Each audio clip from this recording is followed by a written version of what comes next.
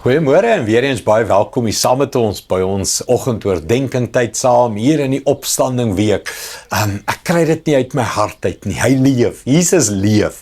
En mens, daarom kan ek en jy voluit leef, maksimum leef en drome hê en planne hê en energie hê en innerlike krag hê, dieselfde krag wat Jesus uit die dood het opgewek het, sê die skrif. Daai krag leef en werk binne in jou en my. Ons het 'n innerlike krag omdat hy leef. Nou ons kyk na die boek Jakobus en ons gaan skrif vers vir vers deur Jakobus om elke oggend ons stilte tyd, ons altare aan die brand te hou voor die Here. Volgens die skrif Jakobus 5 vers 6 oor wat sê hy so, hy sê, julle het goeie mense veroordeel en vermoor en hulle kon hulle nie teen julle verdedig nie. Hy praat, as jy onthou, ons kyk, hy praat teen rykes. Ryk mense wat trap op ander mense, hoe hulle ryk geword het.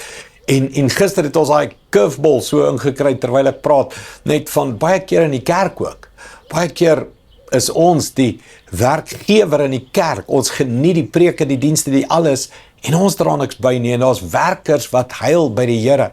Vandag praat hy en bietjie erger, en hy sê, julle het selfs mense vermoor om geld te kry. So Jakobus vaar uit teen die skelmstreke van die dag en die tyd, waar mense uitgebuit het, selfs vermoor het, en dan sê hy, en hulle kon niks teen julle doen nie. In daai jare mense, die magtige mense kon letterlik enigiets doen, en dis dalk in 'n sekere mate so in vandag se dag ook kriminele wat deur bribery en omkopery en kennis en mense en vriende en mense in hoë plekke verdwyn sake net en ons sien hoe korrup is dit.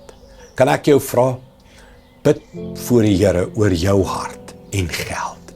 Jy sê, ek het nog nooit iemand vermoor nie. Ek stem saam, ek ook, en ek gaan ook ooit. Maar dalk is net my manier hoe ek geld weghou. En ek weet, niemand kan niks aan my doen nie, en wie gaan wat vir my sê, en ek hou my geld terug van die kerk af, en ek hou my geld weg van die en of daai en of ek spiteful met dit, en ek betaal net nie daai rekening, hulle kan maar wag, of wat ook al. Mens, kom ons bid, dat geld nie ons besoedel nie, dat geld nie lelike goed uit ons hart uit laat kom nie, dat geld nie die oorsaak is, waarom ons alles verloor wat so belangrik is vir ons nie. Kom ons bid, dat ons reg sal werk met geld. Hemelse Vader, baie dankie. Geld is nie boos nie. Daar's niks fout met geld nie. Geld is 'n middel wat gebruik word hier op aarde, wat besigheid bedryf en wat mense voorspoed gee en wat mense kos gee op hulle en klere gee en alles. Daar's niks fout nie. Maar wat ons met geld doen en wat geld aan ons doen en hoe ons oor geld voel en hoe ons oor geld dink en hoe ons oor die besit van geld en die ego en al, Here, geld kan ons so maklik ook verwoes. En daarom, die liefde van geld is die oorsprong van alle kwaad, die hebsug van geld.